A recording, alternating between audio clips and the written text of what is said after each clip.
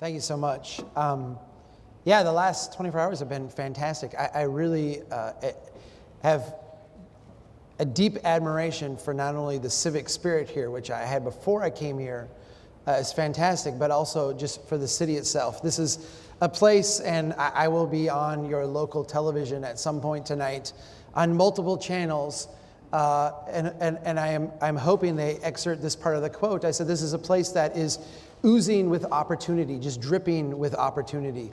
And if you don't see that, I hope tonight at the end of this presentation, you understand the urgency of capitalizing on that opportunity as well as where that opportunity lies. Just real briefly about our organization, we're a 501c3 nonprofit. I appreciate Michael pointing out that we're a member-driven organization. I'll give you our website at the end of the presentation today. A lot of information here, including other versions of this presentation, are on that website, and we publish stuff every day, so there's a ton of resources here for you to make use of as you advocate for a stronger Rockford.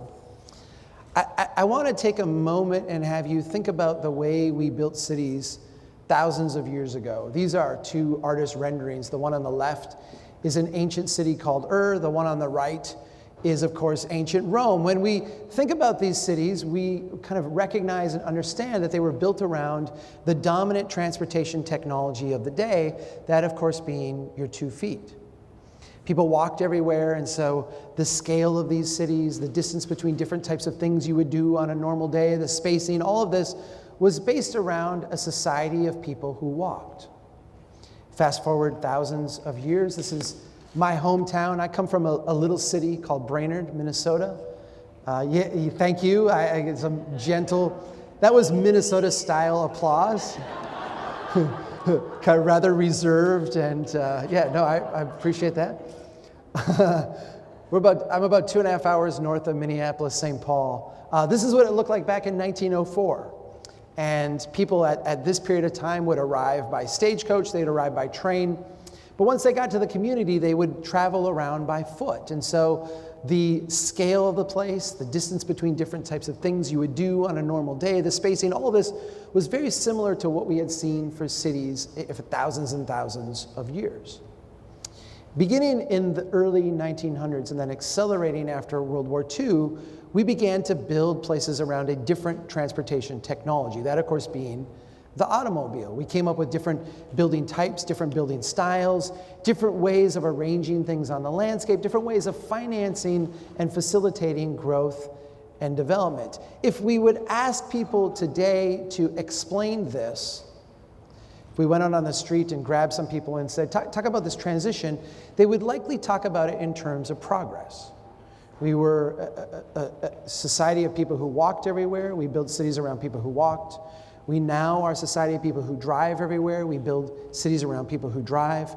Someday we will have jet cars, and we will build cities around jet cars. And someday we will have teleportation technology, and our cities will look completely different than they do today.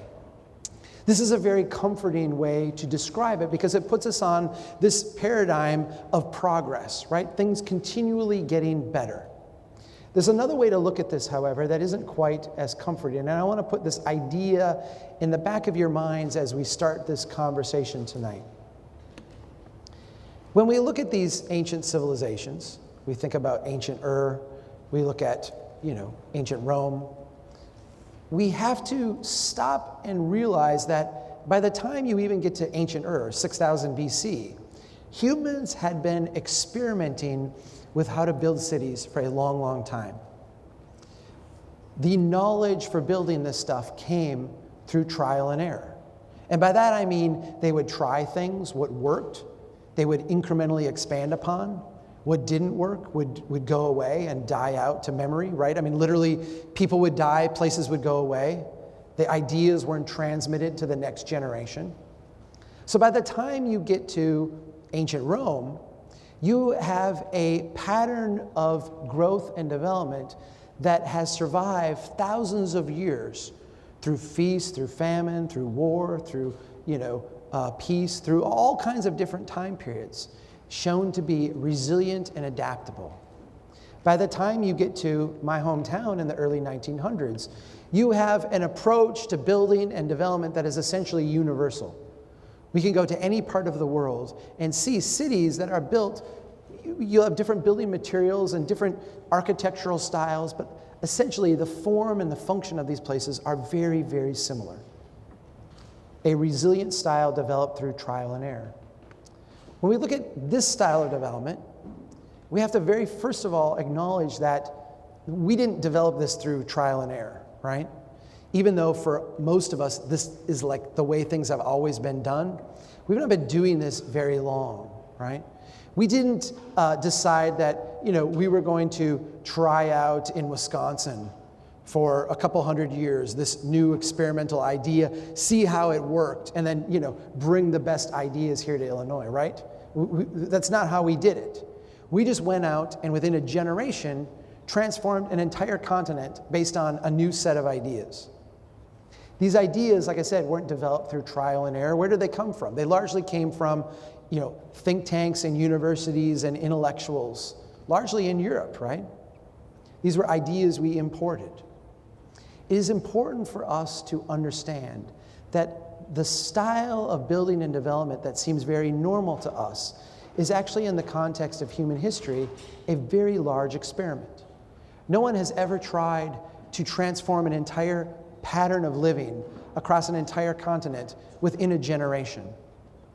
No civilization has ever spent the money and gone in as deep of debt doing this as we have.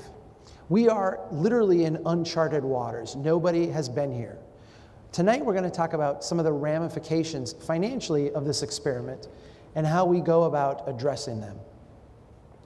If we were to go back to Rockford 100 years ago, and as I go through your community and look at all these historic buildings that were here, and I imagine like what was going on in them and the commerce that was taking place and all the great things that were happening 100 years ago, if we were going to have jobs and growth and economic development here in Rockford back then, those things were going to be byproducts of things we did here locally. If we were going to have growth, that was going to come from us. If we were going to have job creation, that was going to be a spawn of something that we decided to do here. Today, job creation, growth, economic development is a shared responsibility between us at the local level and the state and federal governments.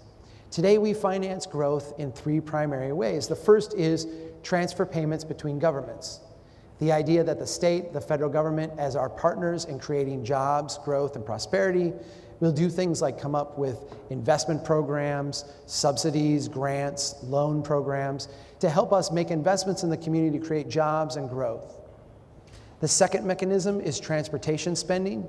The idea that we would pool our transportation resources, perhaps borrow additional funds, use that money to invest in things like highways, interchanges, frontage roads. These things create jobs while they're being built, and then they also create a platform where we can experience growth and development after they're constructed. The third mechanism is debt, and while public debt is an important part of the conversation, even more important than that is private debt, the ability of individuals and businesses to get long-term financing with low down payments at very low interest rates.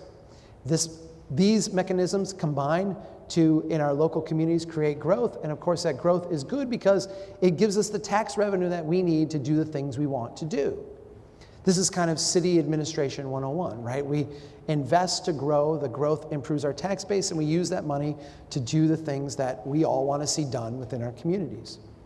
There are some very, very strong incentives at work in our current paradigm. When the state comes to us with a grant, when the federal government comes to us with a program, when the DOT comes to us with a project, or when the private sector comes with leverage capital to do a project, for us as local governments, for us as local taxpayers, our share of those projects is usually pretty small. We may have to upsize a pipe, we may have a little bit of staff time, we may have a little bit of matching money, but the bulk of the transaction is being paid for by someone else. The benefit that we get, however, is substantial. We get the permit fees, we get this transaction revenue, then we have long-term property taxes and sales taxes and revenues coming in. The growth helps us financially. The catch is that we agree as part of these transactions to take on the long-term responsibility to service and maintain all this stuff. We promise as part of this deal that we will fix and repair all of the roads and the streets and the curb and the sidewalk and the pipes and the pumps and the valves. We promise we'll provide police protection and fire protection and all these services as part of this agreement. If you think this through over the long term, in other words, if you look at ancient Rome and say, we're building a strong America, we plan for Rockford to be here for hundreds more years, there's only one of two ways that this strategy makes any financial sense. Either growth is going to continue at ever accelerating rates. In other words, we're always going to be able to generate a whole bunch more new growth.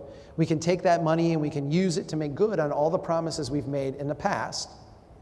Or our pattern of development, the way we actually go about laying out and designing things, is going to generate for us more wealth and prosperity over the long term than it creates in liabilities.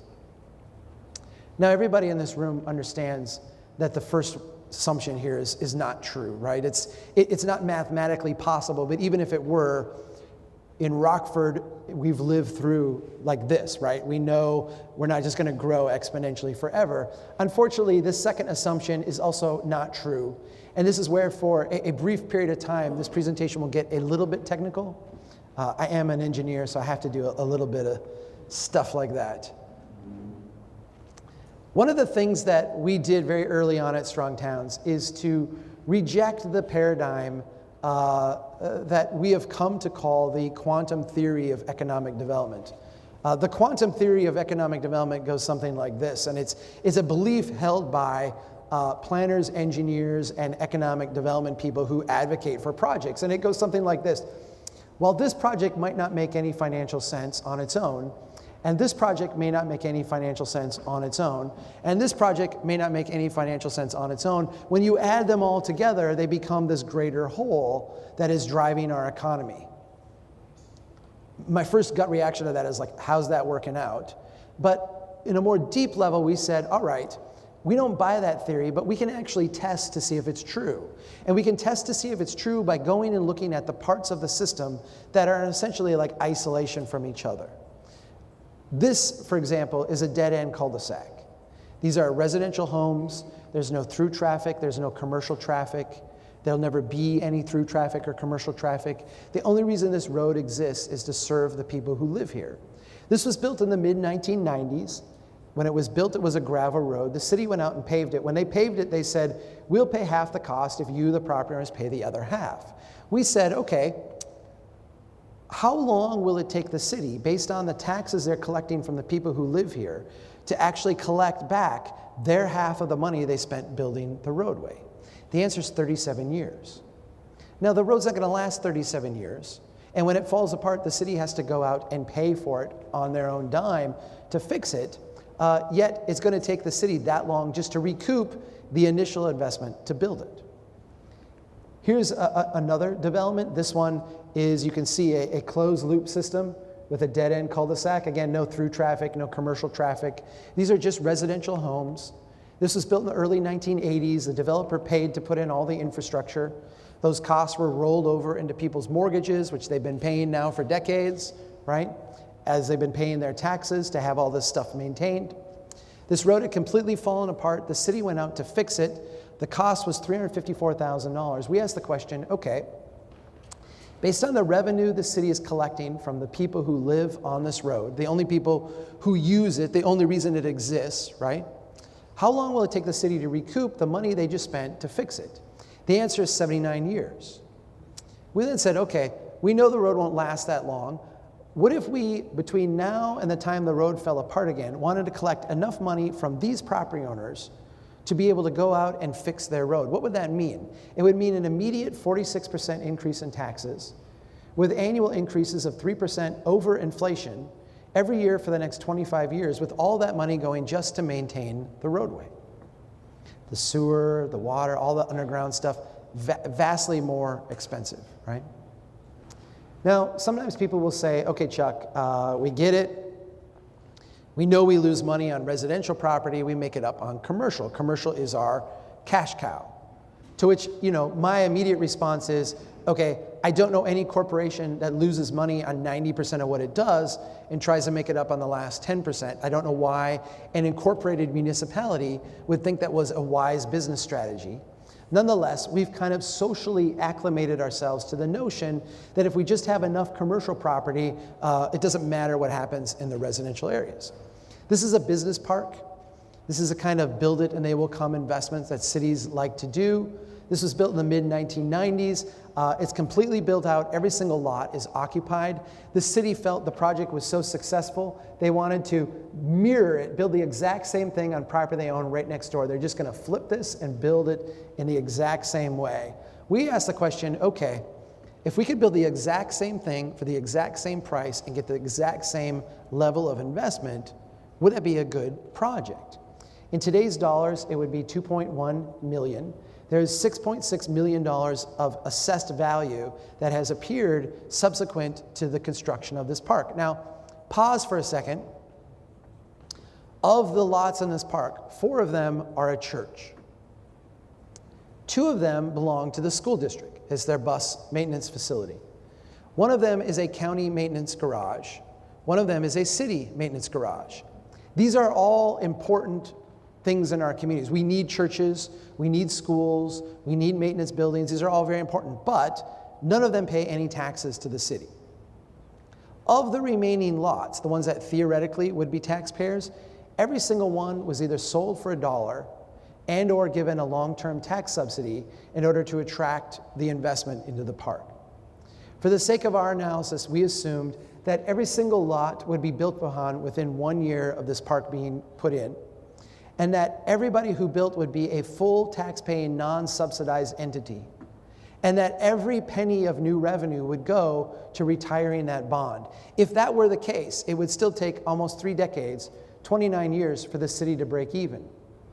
That's 29 years where everybody else's taxes would need to go up to pay to plow the streets, mow the ditches, provide police protection, fire protection, and every other service that is needed, and that's in the most wildly optimistic of scenarios. I used to go through and do like a dozen of these examples because I was so proud of them. But after a while, people just started to cry and it didn't go well. I found I can make the point with just 3. If you're someone who would like more data and more examples, I'll give you our website address at the end. There's a lot of this stuff on here. But let me kind of cut to the chase. And I'm going to apologize again for being an engineer. I really like charts. There's 4 charts in this presentation, the next 4 slides. I will walk you through them. This won't be painful. But just like, if you're not a chart person, hang with me for a little bit. This is a cash flow diagram. Let's say that a developer comes to our community, says, I have this piece of land I would like to build upon. I am willing to pay to build all of the residential buildings, all of the commercial buildings. I am willing to follow all of your codes and regulations. I will, at my expense, construct the roads and the streets and the curb and the sidewalks. I'll put in the pipes and the pumps and the valves and the meters. I'm not asking for any subsidies or handouts. The only thing as a developer that I'm asking is that when I get done building all this stuff, that you, the city, the taxpayer, the public, agree to take over the long-term responsibility of serving and maintaining this stuff. What would we say? We say, fantastic, right? Like, this is a dream come true. We pay nothing, you pay everything, we get all this tax base. This is phenomenal, right? But, we're smart, prudent people. We've heard of this strong town stuff. We want to do the right thing. So when this new revenue from this project comes in, we're going to take the portion that would normally get siphoned off and spent around town fixing other things, and we're just going to set that aside. And every year when that money comes in, we'll set that portion aside and we'll allow it to accumulate so that when we get out a generation and have to make good on that promise that we will fix and maintain stuff, we'll have a hoard of cash to do that. Here's what that looks like. In year 1, everything's brand new. The money comes rolling in. We take that portion and we set it aside. In year 2, more money comes in. We add to what we had in year 1. In year 3, a little bit more money comes in. And on and on and on. And you can see every year we're just adding a little bit of money a 5-year-old road isn't costing you anything. A 10-year-old sidewalk isn't costing you anything. A 15-year-old pipe isn't costing you anything. And so for a long time, we're just feeling very, very wealthy. We have all this money coming in and nothing going out. And you can see we get a couple of decades out, and we're very rich, right? From a cash standpoint, we just have a lot of money sitting there. The problem is when we get to, in this example, year 25, and we have to go out and we have to make good on that promise, what we find is that the cumulative amount of money we brought in is insufficient. And from a cash flow standpoint, we run far into the negative. Now, cities are not one development. Cities are a collection of developments, a series of neighborhoods. So let's say that a couple years after our initial development, the developer comes back in and says, I've got a similar size property. I'd like to do a similar sized project over here. And every other year from this point on, a developer walks in the door with a similar size project. In other words, the ideal scenario for any city, nice, steady, continuous growth. And we take that portion and we set it aside and we allow it to accumulate so we can make good on all these promises we're making as we grow. Here's what that looks like. In year 1, you've got your first development. It will pay in for the entire 25 years shown here. In year 3, you've got a second. In year 5, in year 7, and on and on. And you can see your revenue actually kind of starts to accelerate upwards. Your cash does. You're having growth upon growth upon growth. You're feeling very, very rich. And yes, when you get to year 25, you've got to spend a little bit of money, but it's not a big deal, right? You've had all this growth. The growth creates what we call the illusion of wealth. Because as we all intuitively understand, if you lose money on every transaction, you don't make it up in volume. If you lose money on every project that you do, the further you go out in time, the more downward pressure there is on your budget. Michael started tonight with a question, why are cities struggling financially? Why, despite all the growth and the job creation and the expansion and all the things we've invested in becoming more prosperous, why do we struggle to just do basic things? And this is the answer to that question. We're living right now as a country way out here in the time horizon. We've tried to close that gap by taking on a lot of debt. But right now we live way out here, right? Where our liabilities are far more than our revenue capacity. Let me ask a question. Do you recognize yourself in this chart? Do you recognize yourself here? This is why people smoke, right? Like I smoke and then, emphysema, right? This is why people get heart disease, right? Like I should take the dog for a walk, but I'm gonna enjoy this bowl of ice cream and watch TV, and then, oops, I got heart disease, right? We're very good at valuing pleasure today while deeply discounting pain in the future. This is how humans are wired. Psychologists call this, I believe, cognitive discounting, right? We discount things distant in the future and we value highly things in the present. This is a human flaw. What happened, this is the second question, what happened to the civilization thousands of years ago that built on this human flaw? What happened to them? Their ideas were lost to history, right? They weren't transmitted to the next generation. They went away, right? They disappeared. They became one of those failed civilizations where the ideas weren't transmitted. They weren't part of that trial and error experimentation that gave us the traditional city. Those ideas died. We are way off in a very new space. And it's very logical how we got there. Some people say, well, government is greedy and lazy. Some people say, well, people aren't paying their fair share. We have all kinds of political narratives that we've come up with to explain what is really humanity, like natural human condition. And our current approach to development really accentuates the inner flaws that we all share.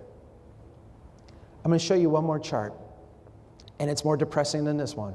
So I'm just going to warn you, and then we'll be done with charts. We can move on, but this one is very, very important that you see this. This is a chart of debt.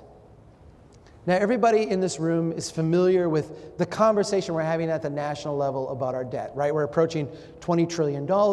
It's this enormous sum of money. It's unfathomable. When you were a kid, you had the weekly reader, right? I remember when I was in 4th grade, we had the weekly reader. And there was this little breakout box. It said if you took the national debt and converted it into dollar bills and stacked them on top of each other, they would go to the moon and back like 23 times or something like that, right? As if for a 4th grader, replacing one abstract concept with another abstract concept would clarify, these things. These are enormous sums of money. They're beyond our ability to comprehend. When we look at this chart here, the bottom line, this blue one, that's the growth in our public sector debt. That's the growth in that unfathomable number. The black line here, that's the growth in our GDP. This green one, the one that soars up like that, that's the growth in our private sector debt. That's debt that we share. That's home mortgages, commercial real estate loans, auto loans, credit cards, margin interest accounts, student loans. It's private sector debt. The way we financed the first generation, the first life cycle of this new, exciting, experimental way to build America post-World War II was by using our savings and by reinvesting that illusion of wealth back into creating more growth. When that became insufficient to keep it all going, when the liabilities started to pile up, we started to have outflows, it took us a while to figure out what to do. But we eventually shifted from an economy based on growth through savings and investment to an economy based on growth through debt accumulation. And as we crossed over into the third life cycle, the third generation of this new style of building this continent, we needed the growth so badly that we actually allowed our financial system to become predatory. We actually allowed our financial system to prey on our friends and neighbors. You can't afford a house? Well, now you can. You can afford a small house? Nope, now you can afford a large house. You can afford a large house? Well, no, now you can afford multiple large homes. Our ability to continue this experiment by having our financial system prey on our friends and neighbors is just not there. Obviously, there's some huge implications for all this. The mechanisms of growth that we become accustomed to are waning. I hate to break this to you, but your state is bankrupt. Your Department of Transportation has built more miles of highway than they will ever, ever, ever have the budget to maintain. All of the stuff that we have used for 2 generations plus to generate new growth that we could then plow into other things, all of those things are going away. They're becoming less of a presence in our lives. What this means for us at the local level is that we're going to be forced to absorb the costs of our development pattern. If we want that road fixed, we have to pay for it. If we want that pipe repaired, that money is going to have to come from us. This can't be done in the current pattern of development without some incredibly large tax increases and or some devastatingly large cuts in services. Now, I wasn't invited here to tell you what you already know, right? This is the debate we're having at every level of government, everywhere around this country. How big is the tax increase going to be? Who's going to pay for it? How deep is the service cut going to be? And where is that going to be felt? It is critical that we see the third variable in this sentence, the third variable being the current pattern of development. As long as we continue to build in a way that is functionally insolvent, there's no way that our cities are going to avoid insolvency. As long as we continue to build in a way that gives us an illusion of wealth today in exchange for enormous long-term liabilities, there's no way that our cities are going to avoid default. Whether it's a hard default like we see in places like Detroit and Stockton and San Bernardino, or whether it's a soft default like we see in thousands of cities across this country, including this one here, where we lay off police and firefighters, we close libraries early, we shut off street lights, we put off critical maintenance because we simply don't have the money. We have to start having a conversation about how we build cities that are financially productive. So what do we do different? Very early on in Strong Towns, I was invited to speak in California. And this was culturally a very different thing for our message. And I found this unique reaction there that I've started to address in the presentation, because I would go and give what up to this point has been a less than happy message. Like we'd say that as a Minnesotan, right? That's how we would say, like, less than happy. That would be our way to put it. But the rest of the time, we're going to talk about how we think differently and how we can approach these things differently. But I would get to the end of the presentation, and someone would always stand up and say, Chuck, I am really angry with you. You have scared the heck out of me, but you didn't give us the solution. What is the solution to these problems? And it took me a while to understand what they were asking, because a solution, there really is no solution to these problems. There's no way to go out and just magically solve them. We've created for ourselves a very complex set of interwoven problems that are going to require us to kind of slowly unravel and deal with them. We're in places we've never, ever been before. But that wasn't what they were asking. What they were really asking was this: what can someone else change about what they're doing so that I don't have to change anything about what I'm doing? We've tried all of those solutions, right?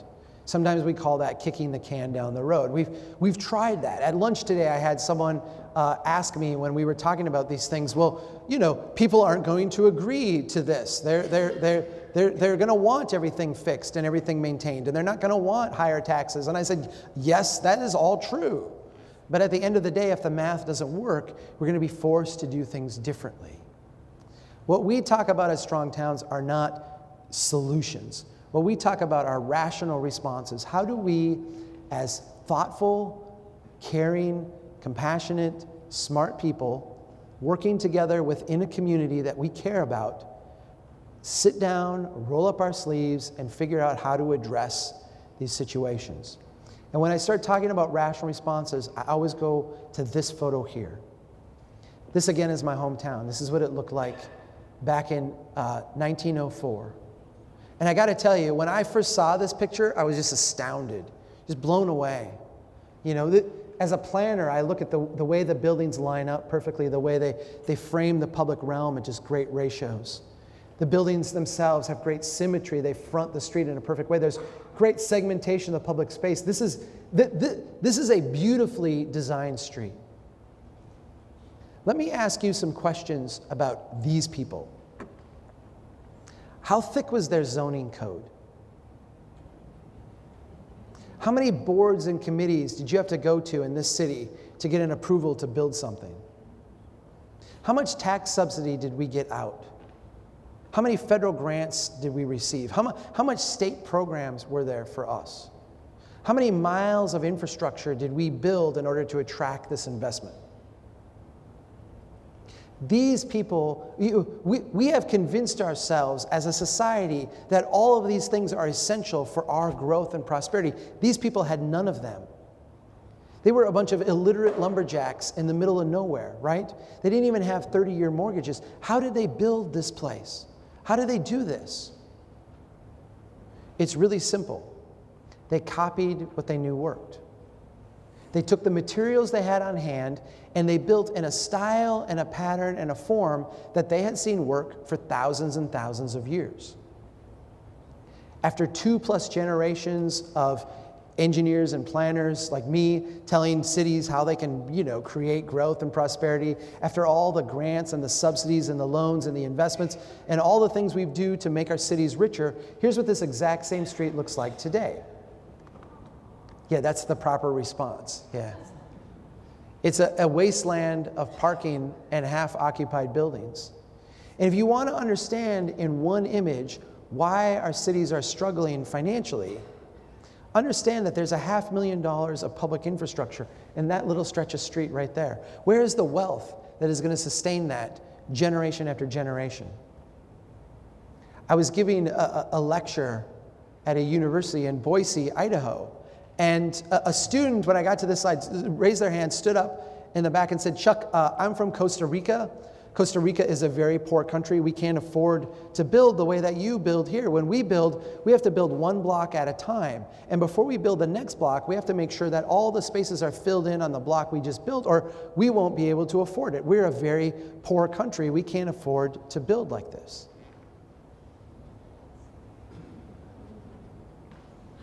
We're a very poor country now, too. We can't afford to build this way either.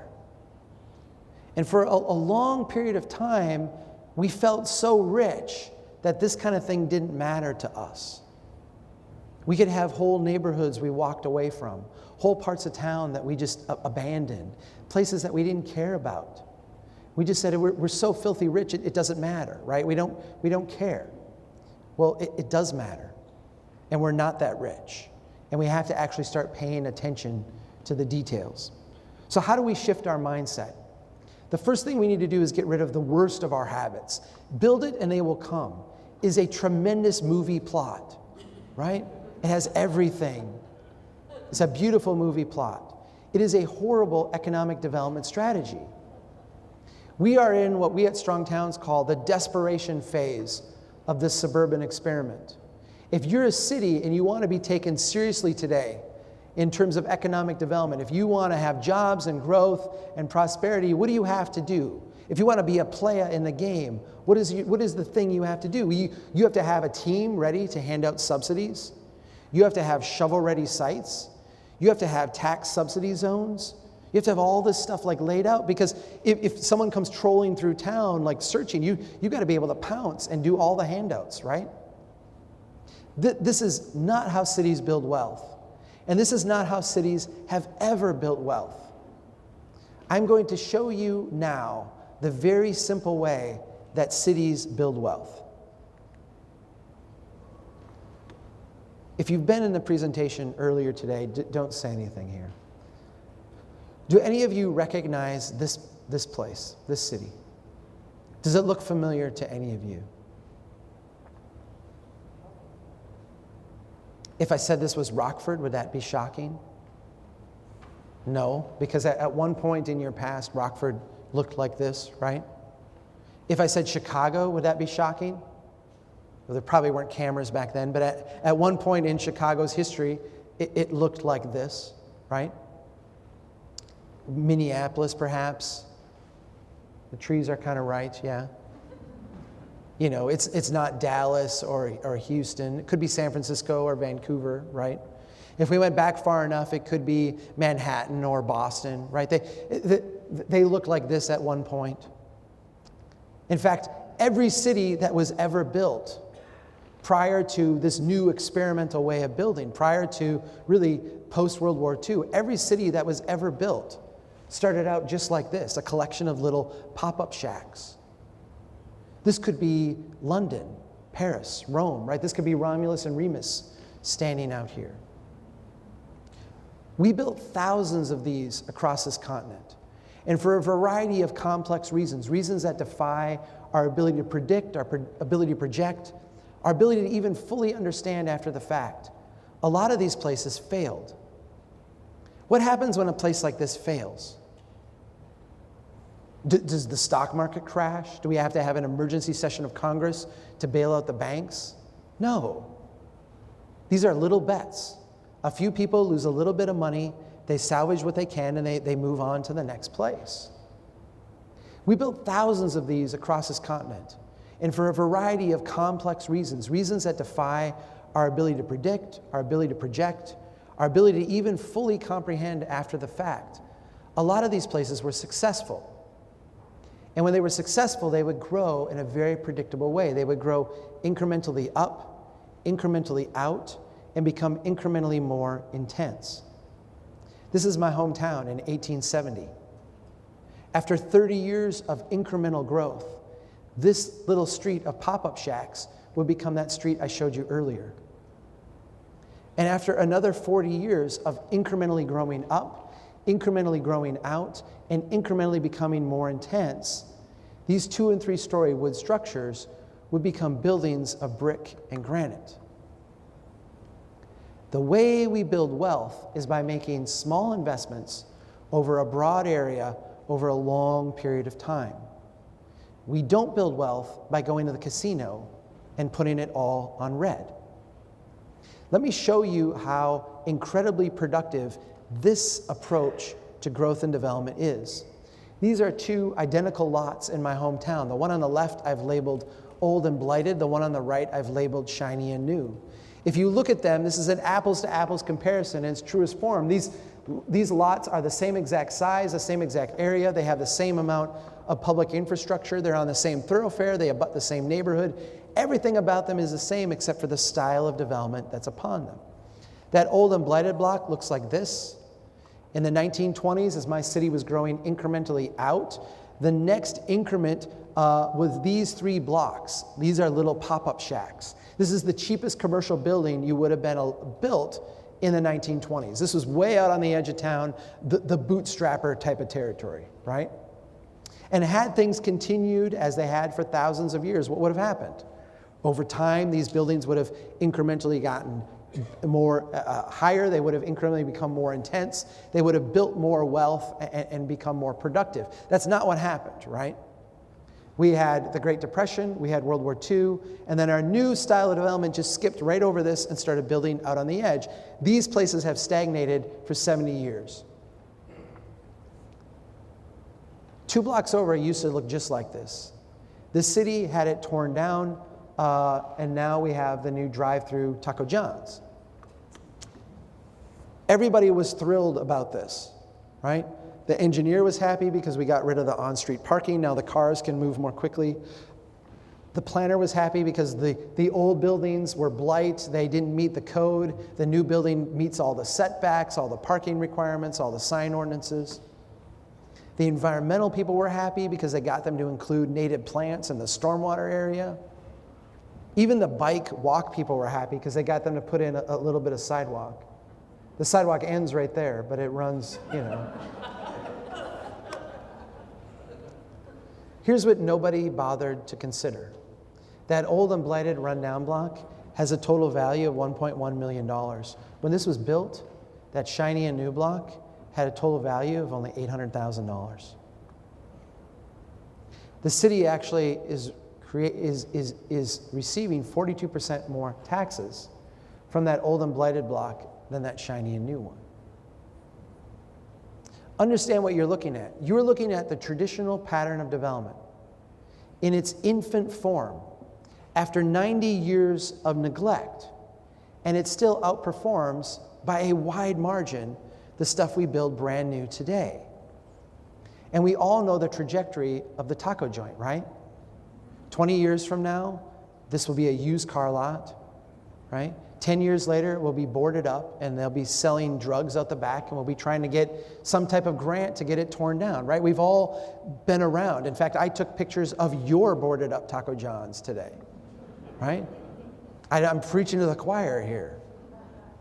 In fact, in the 2 years after this was built, here's what happened to the property values. Now think for a sec, and we'll try this. This is Illinois. You guys are not some stodgy North Dakotans. You'll speak up.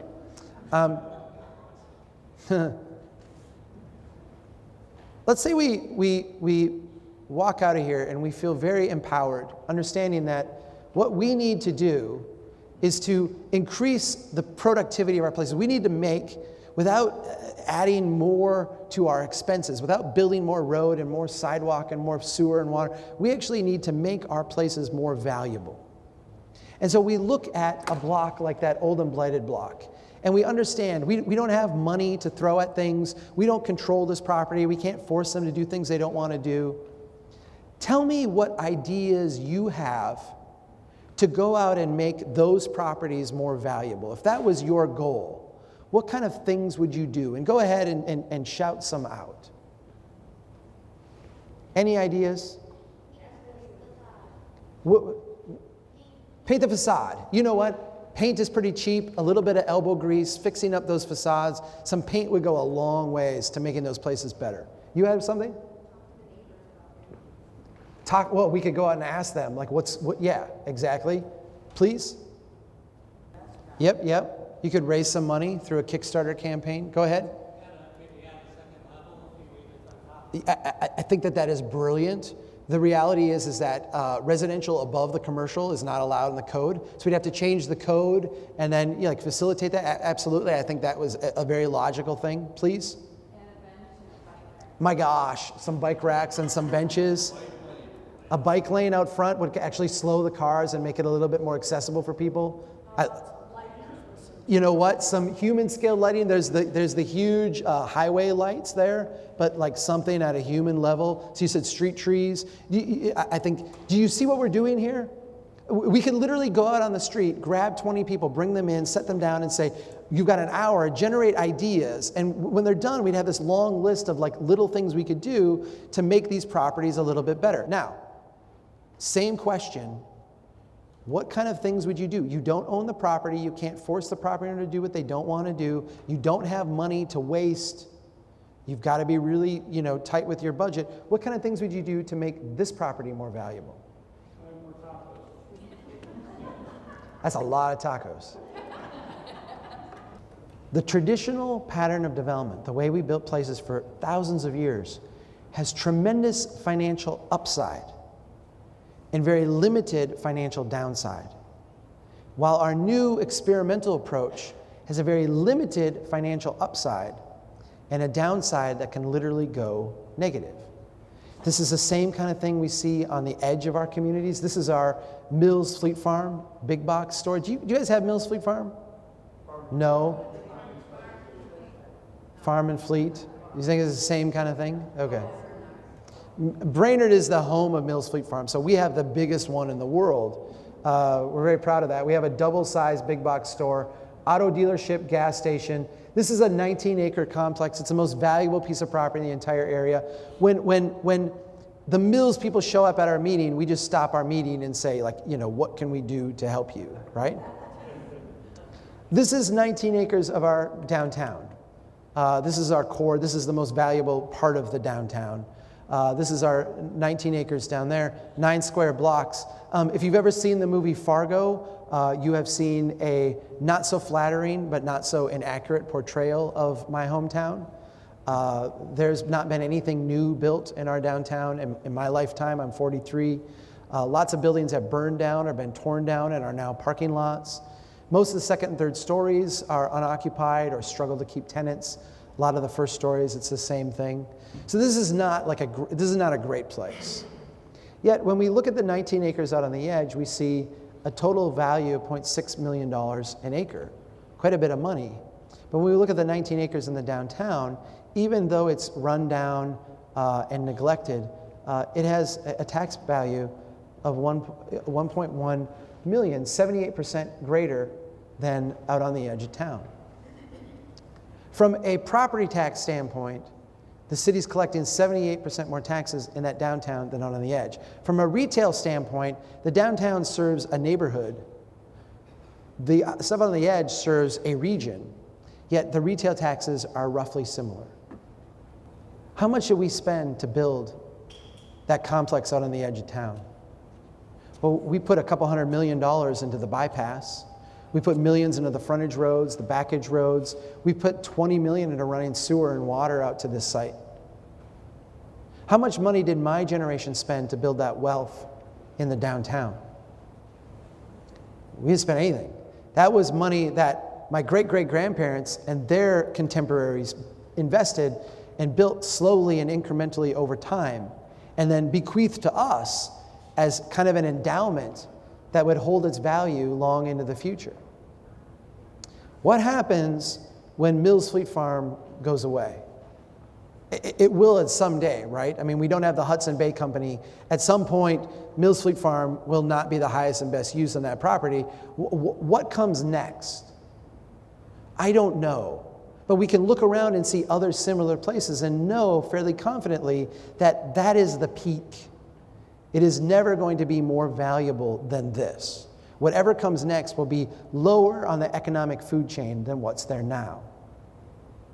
What happens, there's 134 different properties in that downtown.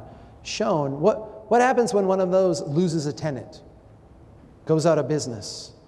What happens when we, as very intelligent government officials, figure out that we've zoned too much office space and not enough residential, or too much retail and not enough office? Well, these buildings are highly flexible. They're highly adaptable. They can change. They can morph. They all have over time, right? The traditional pattern of development is incredibly productive financially. It is also very adaptable and flexible. Our new experimental style development is not only financially not very productive, but it is incredibly fragile. These are some micro examples. I want to show you some macro because this is a pattern we see repeated over and over and over again.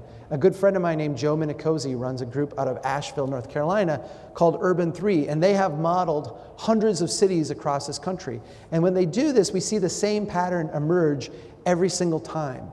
What I'm going to show you right now, if you think of a farmer going out and spreading seed across the field, the parts of the field that grow up the most, we say that's the most productive part of the field. So what I'm going to show you here is financial productivity, value per acre. Where do we get the most value per acre? This is Buffalo, New York. Buffalo, New York, after World War II, was hollowed out. They have lost population every census since 1940. Huge amounts of disinvestment, lots of flight out of the inner city. Yet, when we ask, where is Buffalo's traditional, incrementally built downtown, can you point to it? It's this massive repository of wealth. Despite decades of decline, despite decades of neglect, this place continues to hold its value. And not only does it hold immense value, it absolutely dwarfs everything around it. We see this in cities that are big, cities that are medium sized. Here's one in upstate New York of about 60,000. We see the same kind of pattern. We see this in the smallest of our communities. This is a little city of 1,200 in central Minnesota by where I live. When I first went to this city, they said, we've got some great stuff happening here. We've got some great stuff happening here, but these neighborhoods through here are just terrible. We've got to figure out how to get this stuff torn down and get something new built. And then we showed them where all their wealth was. In those poor neighborhoods. Those neighborhoods where all the poor people lived. We did these are all revenue analyses. We were approached by the city of Lafayette, Louisiana, to come in and do a very detailed financial analysis that would look not only at revenue, but at expenses. And try to correlate the two. In Lafayette, Louisiana, we were asked to come in and look at all the revenue sources and all the expenses of the city and map them out on a parcel by parcel basis. So how much revenue does this parcel produce? Property tax, sales tax, fees, transactions, utility bills. How much does this property cost to serve and maintain? And then we took those and we created maps and we meshed it together. And what we came up with is essentially a net map. So if you're not red-green colorblind, what you're looking at here, everywhere where you see green, these are parcels that generate more revenue than they cost to serve and maintain. And the higher the amount goes, the more the disparity is. Every place where you see red is the opposite. These are places where it costs the city more to serve and maintain these properties than they produce in revenue. So this is essentially like balance sheet, like looking at the city from the city's financial standpoint. Now, for those of you that are, I'm gonna walk you through this map. There's a large green spike. I'm gonna touch the base of it right there. That is a new urbanist development called the River Ranch. This new urbanist development is relatively new. If you think back to the earlier part of the presentation, it's in that illusion of wealth phase. By new urbanist, I mean it is a traditional design, so tight streets, tight neighborhoods, very traditional type of design with modern financing. I think it's an open question as to how this neighborhood will fare in the future. By modern financing, what I mean is that all these homes were built in the same period of time. Their roofs are all going to fail at the same time. Their appliances will all go bad at the same time. Their sidewalks will all fail at the same time. Will there be enough wealth to generate it in this neighborhood to continually renew it? It's an open question, but for right now, it's doing fantastic. To the right of this, as you look at the map, this area through here is Lafayette's core downtown. It is also green, very much so. Lafayette's core downtown, they would kill to have your downtown. Lafayette's downtown kind of struggles. A couple dive bars, a few, restaurants, a little bit of struggling retail that closes at 4:30. It's an okay place that is really working hard to come back. It's doing great financially. To the eye test, not so great, right? There is a crescent of green that runs from here down through here. Those are the poor neighborhoods. Those are the neighborhoods when we went there and we're going to get an Airbnb. They said, don't go to those neighborhoods. That's where the robberies happen, the murders happen. That's the bad part of town. Don't go there. Really green. What's all this red? All of this down here is red. All of this up here. All that up there, back around here. What is that? The mall, the big box stores, the drive-through restaurants, the strip malls, the housing subdivisions with the 3-car attached garages on the cul-de-sac. That's what that stuff is. What you're looking at here are two subsidies that we find are universal to the American experience of development post-World War II. Subsidy number one, the poor neighborhoods are subsidizing the affluent neighborhoods. That is every city we have ever modeled, and we've modeled hundreds, perhaps even thousands at this point, display that same characteristic. Subsidy number two, the future generations are subsidizing the present generation.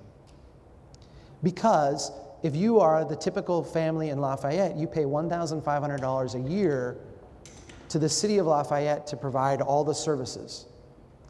In order to make good on every promise that is shown in this map, in other words, in order to maintain every road, every street, every pipe, to provide all the services that they've said they would provide, the typical family would have to go from $1,500 a year in taxes to $9,200 just to the city.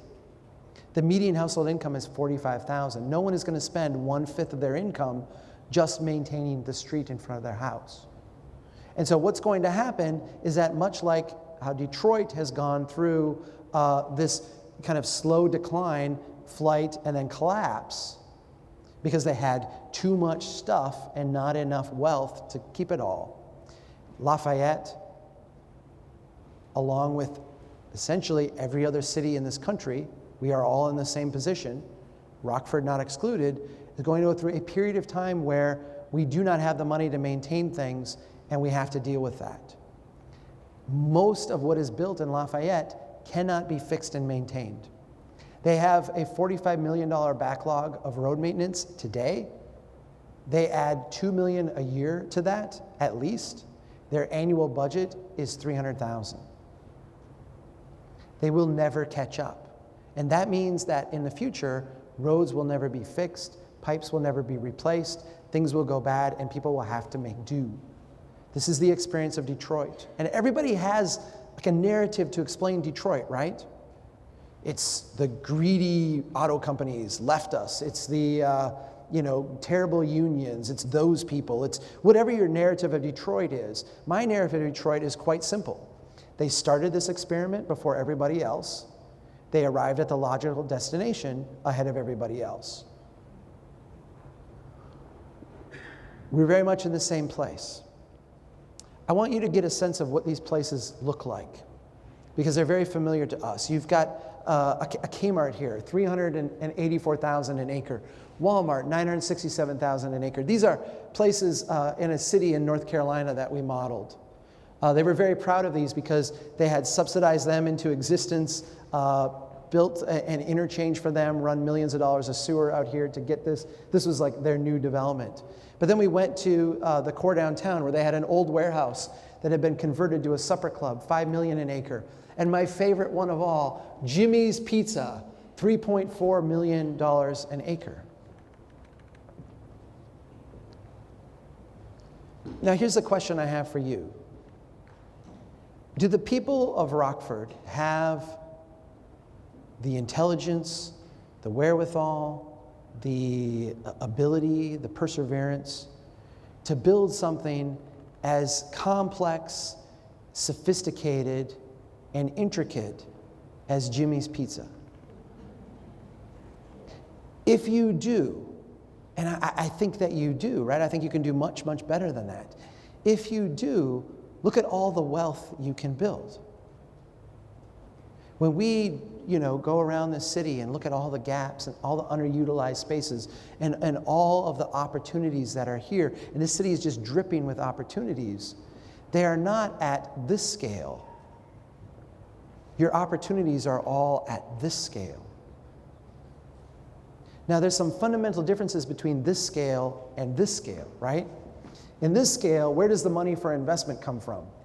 Outside the community. Where do the profits from that investment end up? Outside the community, right? What types of transactions take place here? And I'm not an anti-big box person, but the big box stores have essentially adapted themselves to the investment pattern that we have said we want to see at the local level. We have built these massive highways. They've just come along and used them, right? When we get this style of development, where does that capital come from? Where does that capital end up? Where do the profits for Jimmy's Pizza go? Right to Jimmy. And Jimmy's kids go to our, school with my kids. And Jimmy goes to church with me. And Jimmy's, in the Rotary Club with me. And Jimmy hires the local attorney and the local accountant and banks at the local bank. There's reasons why these complex economic ecosystems thrived in cities like this for generations and generations. There's reasons why we built this way. And it's not just, it's hard money reasons why we did this. I want to talk to you about what I think is the biggest problem right now in Rockford, and also the thing that I think it is going to be the easiest to solve. This is a Strode. A Strode is a street road hybrid. We call this the futon of transportation.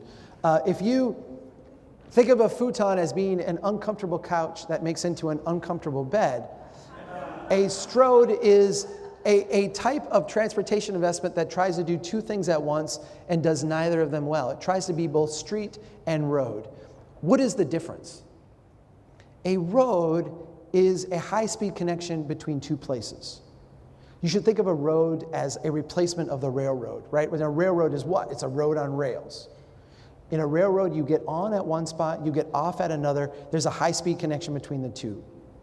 We don't have frontage railroads. We don't have drive-through railroads. It's a high-speed connection between two places. If you look at this, we have made a massive investment here to move vehicles quickly, right? You have 4 highway-scaled lanes. You have a center turn lane so that, if cars are turning, they can get out of the way and the through traffic can speed right through. We have made enormous investments to move cars quickly. Do any cars get to move quickly here? No. Why? Because we set low speed limits. We put in signals that actually stop people and make them go 0, right? So even though we've made enormous investments to move cars quickly, no cars move quickly. What is a street? A street is, and always has been, a platform for building wealth. A street is a platform for building wealth. And when we look at this street, we can see that we've tried to do things to make it a little bit more wealth generating. We've put in decorative lights, we've put in wider sidewalks, we've put in street benches and banners and different things. Is this street building a lot of wealth? No. Because the businesses all know and understand that if you're going to shop here and then you're going to go across the street and shop here, no one's going to walk across 1, 2, 3, 4, 5, 6, 7 lanes, right? No one's going to walk down, wait, cross, walk back up. What are they going to do? They're going to get in their car, they're going to whip a U-turn and come around, and all the businesses know this, and so what you get is a development pattern more like the Taco John's and less like the old and blighted block. And you build in stagnation and decline. This is a Strode. And we actively go out today as part of public policy, and most of what we build from a transportation standpoint are Strodes. Your city is just littered with, it's overwhelmed with them. It almost like gave me like inner heart palpitations, right? We have to have a conversation in this city and in every city across America about how to convert our stroads into productive roads and wealth-creating streets. How do we do this? This is actually like intellectually it's very easy to do from a technical standpoint. What it is not easy to do is from a social, cultural standpoint, okay? That's where it's hard. It's hard to do culturally, it's easy to do physically. Right? We can actually do this. So let me show you how we do this. If we want to go from strode to street, it's pretty simple. We slow down traffic. Stroads, people drive too fast. We bring them down to a safe neighborhood speed, 15 miles an hour, 20 miles an hour, somewhere in that range. We prioritize pedestrian, bikers, and transit over automobiles. So at every kind of conflict, the pedestrian, the biker has priority. We intensify the adjacent land use. That's how we build wealth. Streets are about building wealth, so we want more investment, more development. And then we embrace the complexity. We understand that these places evolve and change over time. That's part of our mindset. If we want to go the other way then, from strode to road, we do the opposite. We limit access. We don't want all the complexity. We segregate automobiles from other modes. You do not have bike lanes on the side of people going 60 miles an hour. There's no way to build that safely. It's got to be a separate facility away from that traffic.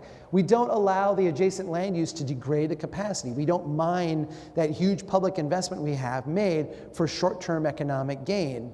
And we simplify, simplify, simplify.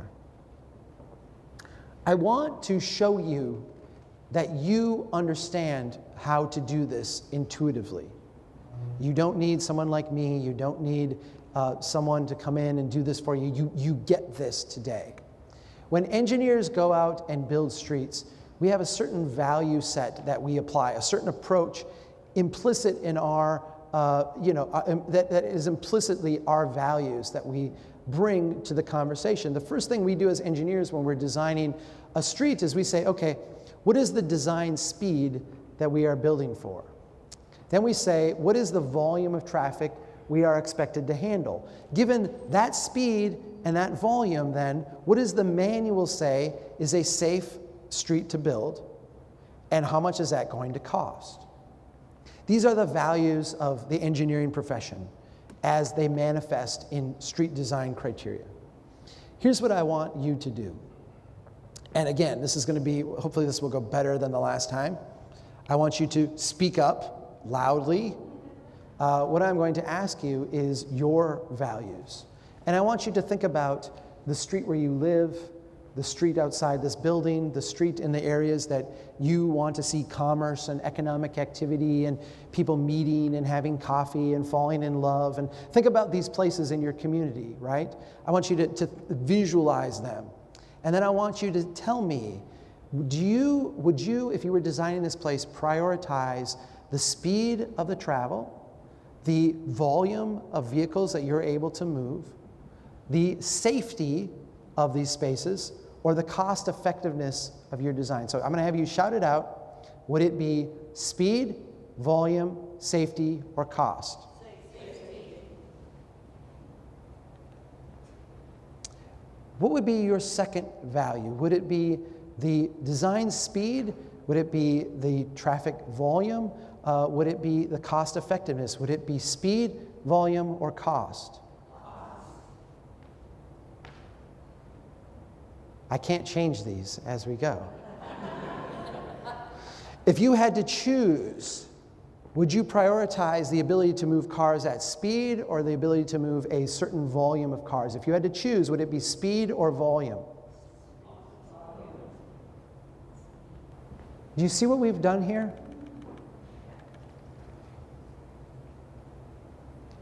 Our values are the inverse of the values that are now being applied to our public spaces. We should not be ashamed to project our values. We should not be ashamed to demand that our values be reflected in the public investments that are made in our name. I want to drive this point home by having a conversation briefly about complete streets. How many of you have heard of this concept of a complete street? Quite a few of you, right?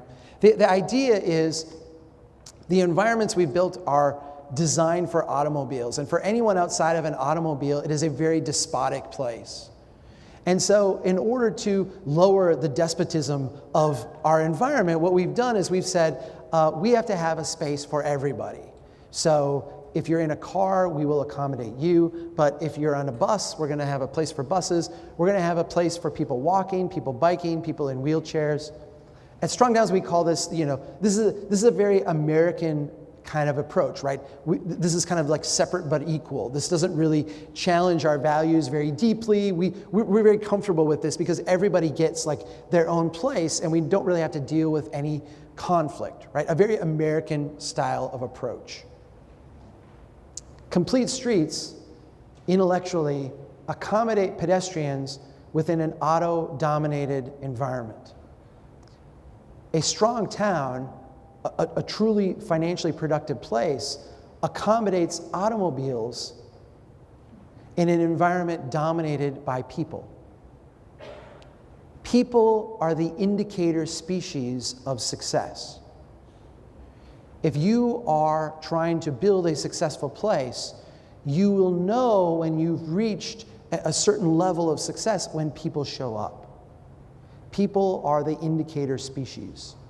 When we do the modeling and we look at environments that are the most financially productive, the one common denominator they all have in common is that people are present. This is the last concept I want to talk about tonight.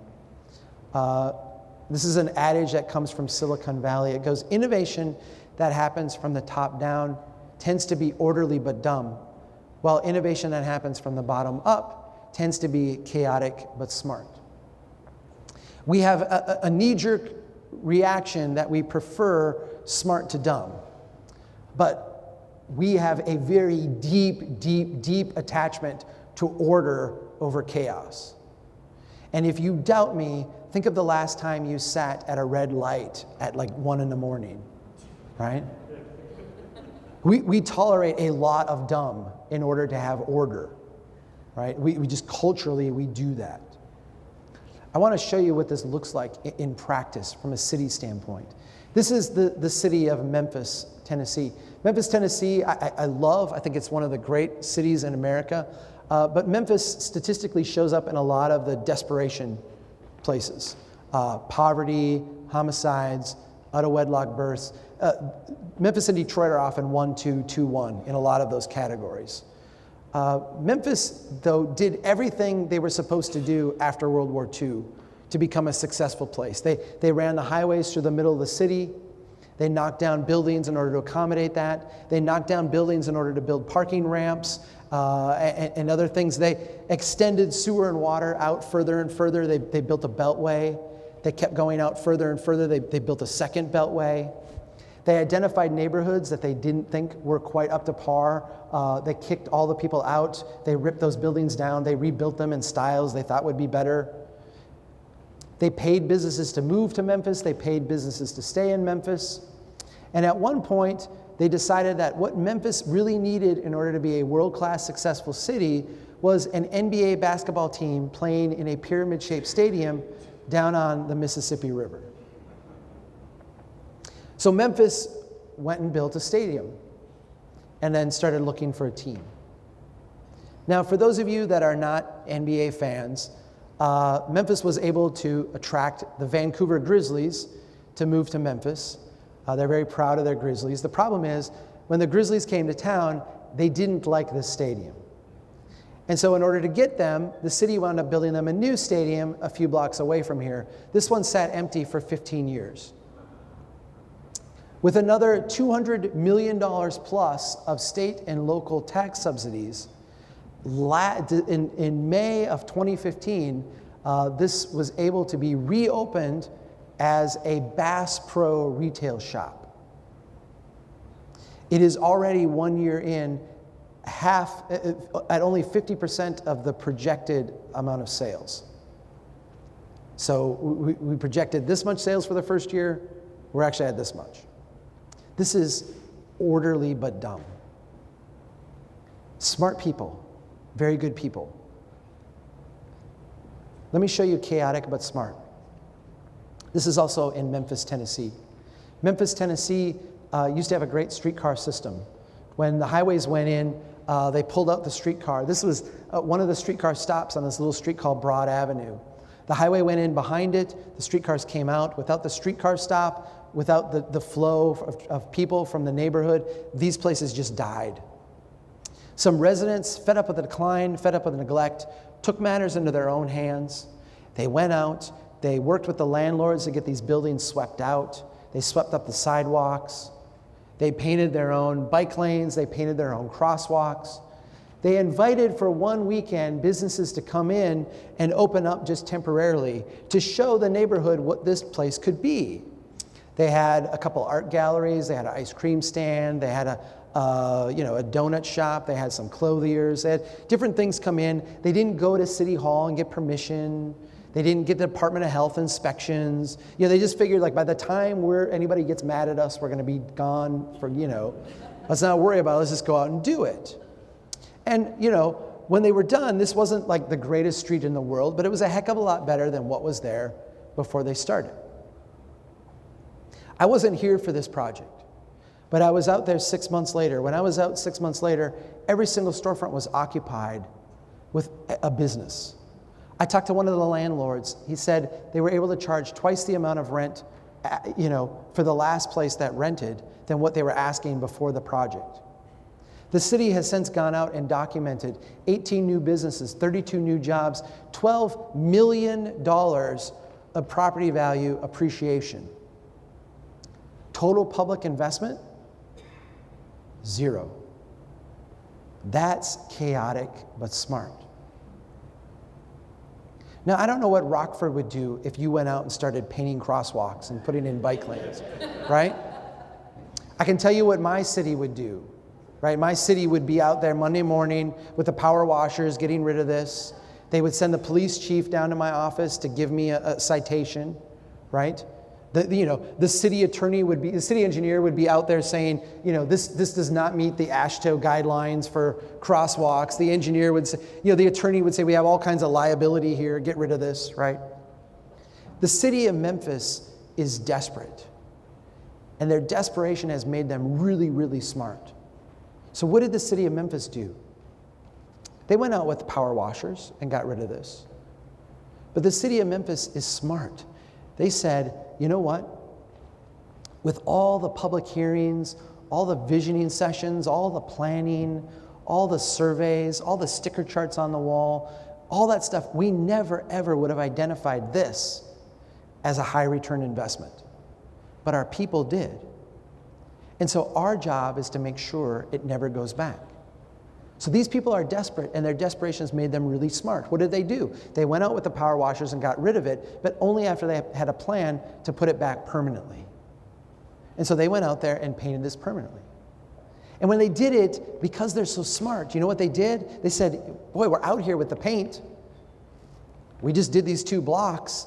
There's a lot of stuff around here. Maybe, if we extended this out a few blocks in each direction, some of the love happening here will start to ooze into these surrounding neighborhoods.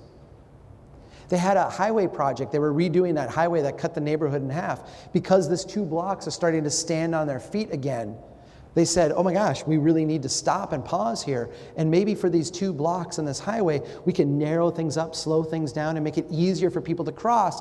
We got this going. Let's nurture it a little more. Right? They had a trail that was getting put in with a federal grant that was going to go 6 blocks away. They stopped the trail project and they said, look, let's reroute it through this neighborhood. We've got stuff here going on. Let's leverage our investments to keep nurturing this along. This is smart because these are the high return investments, right?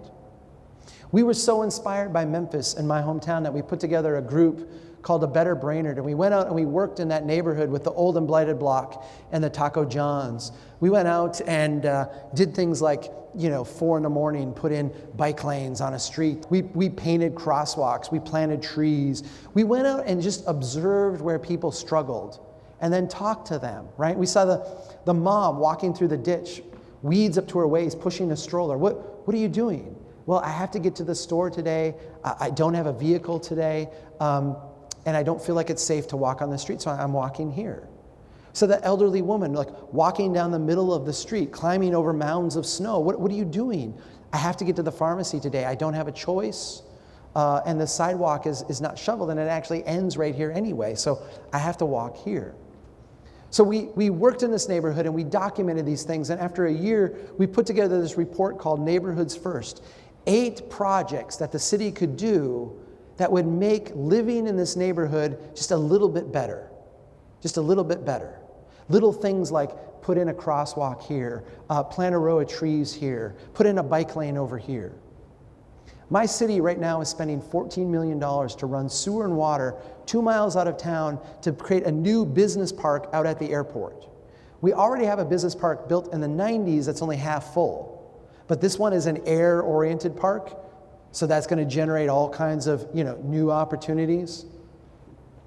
I'm a little cynical.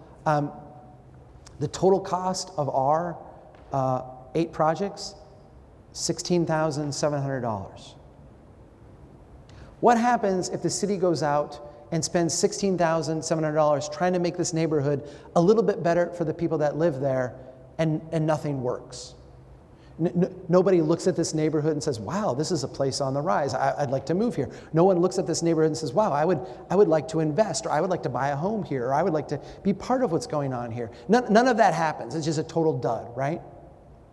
Well, we're out $16,700, and we learned 8 things that don't work. Next year, let's go try 8 other things. But I have a feeling that our things will work, because we went out and we observed where people struggled. And we said, what is the next smallest thing we can do to address that struggle? I went to the city engineer and I said, I think you could use a sidewalk here.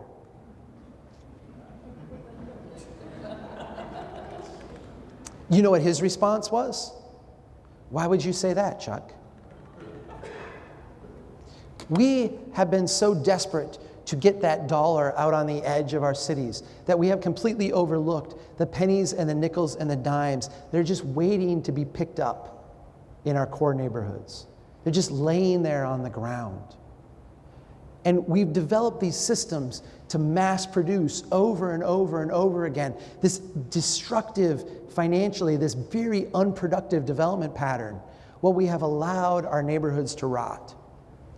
And if we just step back and humble ourselves, get out from behind our desks, get out from behind the security of the visioning session and the public hearing, and actually expose ourselves to the humanity that lives in our cities, to actually look at where are people struggling, and to ask the question, how do we make these places better? What's the next smallest thing we can do to make this place a little bit better? Not only will we be making the highest possible returning investments that we can make in our communities, but we can't help but make people's lives better in the process. Thank you so much. A couple quick things. First, here's our website. We publish a lot of stuff. This presentation is on there multiple times. There's stuff every day. We are trying to change the national conversation about growth and development. So if you want to do me a favor, if you want to do honor to the work we're doing, share it with somebody else. That's the main thing we ask of you. If you're really inspired by what we're doing and you want to help us, become a member. That is really the greatest way you can get plugged in and help us do what we're trying to do to change our conversation. Please.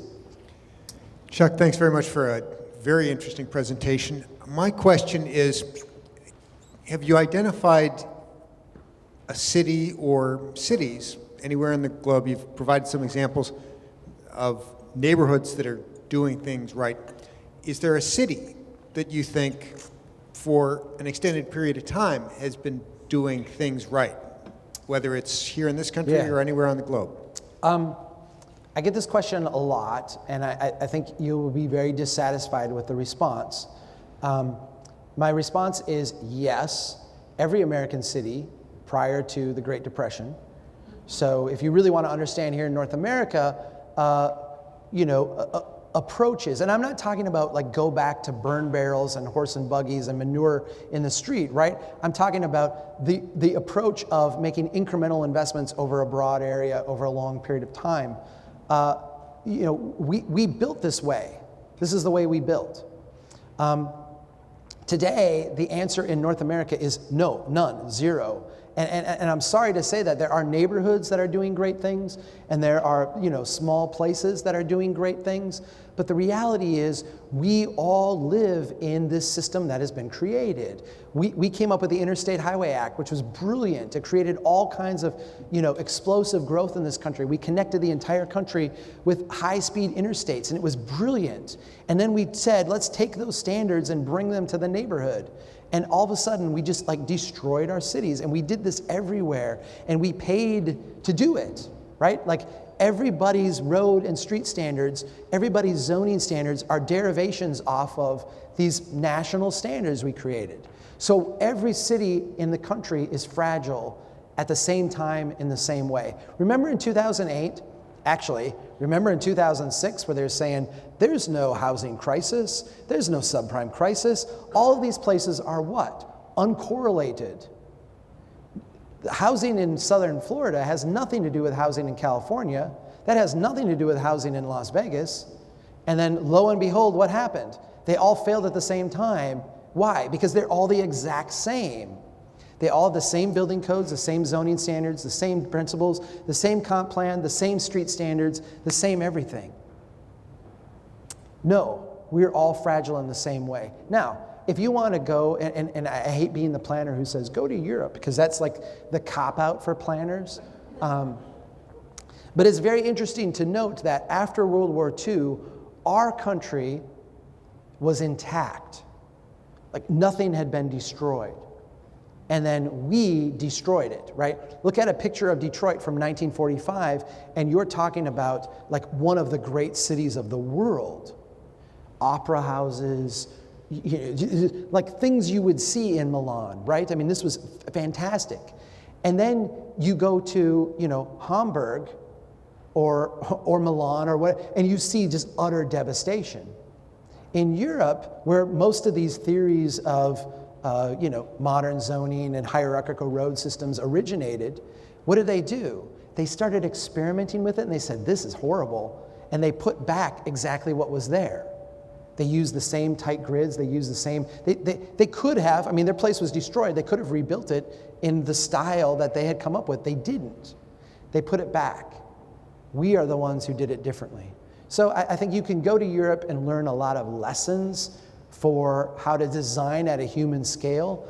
I don't know how many of those lessons are applicable because we are, and if this offends you, I'm sorry, but I'm personally comfortable with, we are a different style of government and a different culture and a different people, and we are going to do things differently. We have to find a uniquely American solution to these problems. Next question.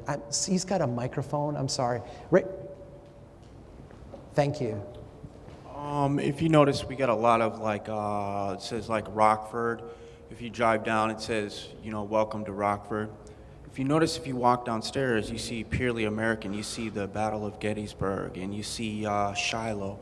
What if we took those things that say Rockford and put Gettysburg on them, and attract people? Want to see that type of American when they come shopping and stuff. They want to know, this is a town that the Union soldiers fought at Gettysburg. This is a Gettysburgian northern town. Yeah.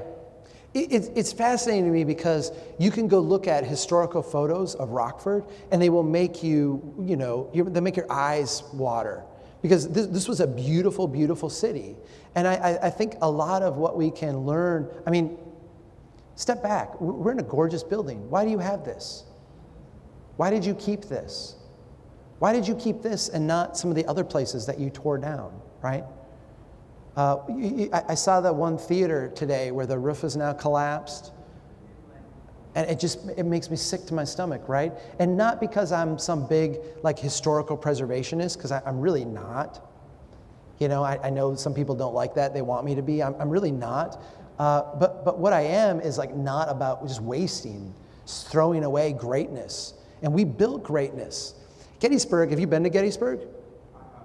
Oh, it is a beautiful, exquisitely beautiful little city. If I had to answer your question and said, like, pick a place in North America to live, I actually looked at moving to Gettysburg because I love it. I think that they have this ethic of preservation and kind of quaintness that is amazing. I think we can learn so much by going back and looking in a very humble way at what people did before, and then saying, how do we start to like piece this together? And I think there's a ton to be learned from that. And here's the cool thing. We can build these fantastic places and have internet and running water and telephones and a sense of social justice. I mean, we actually don't have to live in the place. We can live in a place a lot of what we built post-World War II was a response to how bad cities were in the early 1900s. That's an important thing to understand, is that these people were not like dumb. They were rational. They looked at cities, and in the 1920s, 19-teens, we had the City Beautiful movement. Have you ever heard of this? The idea was, cities are congested places, they're dirty places, they're full of disease. We're going to open them up, put in parks, put in monuments, do things to make them beautiful. And you can see, you have some monuments here in town that are of that era, right? That was what people were trying to do. And then after World War II, they said, forget that. We're just going to move out. We're going to depopulate the cities. That's the way. It's the old engineering adage, dilution is a solution to pollution. We're going to take these polluted cities and we're just spread everybody out and thus cure these problems. Well, we've created a whole bunch of other problems at the same time where the rest of the world actually solved the problems of the city. Like, look, you don't have to have a smelting plant next to you. You don't have to have sewage in the streets. You don't have to have unsanitary water. You don't have to have, when one house starts on fire, it burns down 20 square blocks. Like we don't have to do that today. So all the problems we were trying to remedy have essentially been solved. And now we can just inhabit cities in a very nice way again. We have one more question here that we have time for. And so thank you, Chuck. Here's a question. So out of all the cities that you've gone to and seen these investments, don't ask me that. These little strategies that you talk about, what are the ones that you see the biggest return on investment? I will give you a local example. You have two bridges that I walked over today in succession. One is by your sports center place, which, by the way, I'm a Minnesotan. I don't like confrontation. Your sports center is an attempt to build an urban amenity to complement your urban area, but for some reason you hired a suburban designer to design it and build it, and it is like really bad interaction with the community, and it made me really sad. That bridge right there is like 3 or 4 lanes in one direction, and it's the most terrifying, despotic kind of place you have in the city, next to this multi-million-dollar amenity you built. If you go one bridge over, you put in bollards, a bike lane, you narrowed it down to 2, traffic going both ways. You're in an urban area, it's comfortable, the traffic is calm, it befits the area and the community. You're not getting a ton of use of those bike lanes yet, but the bike lanes serve a dual use. The first thing they do is they actually make the place humane. Actually, in that list of criteria, speed, volume, safety, they jack up safety and they put speed where it should be, right? Without really impacting volume all that much. Your signals are what screws up your volume, not the number of lanes. So I look at it, in this city in particular, what sometimes is like trendy called a road diet. I don't really like that term. A lot of times road diets mean we weigh 400 pounds and then when we get done we weigh 300 pounds. You've taken it from like morbidly obese to just morbidly obese. Truly what you did on the bridge I think was very revolutionary, and that is the kind of mindset and the kind of approach that will take you a long, long ways. Little temporary things like that put it in place, try it out, let people get used to it, let people get comfortable, let people adapt to it, and then the next time around when you go to make a fix there, put it in permanently and make it really nice. You can go out today with very limited amounts of capital and start to attack your Strode problem systematically with paint and bollards and straw bales and gunny sacks over signs. Literally, you can invest nickels and dimes and get dollars back. That's your highest returning investment right now. What about the raffle on those cow paths along the road? If you have cow paths, to me, every time you have one of those cow paths, it becomes a priority investment.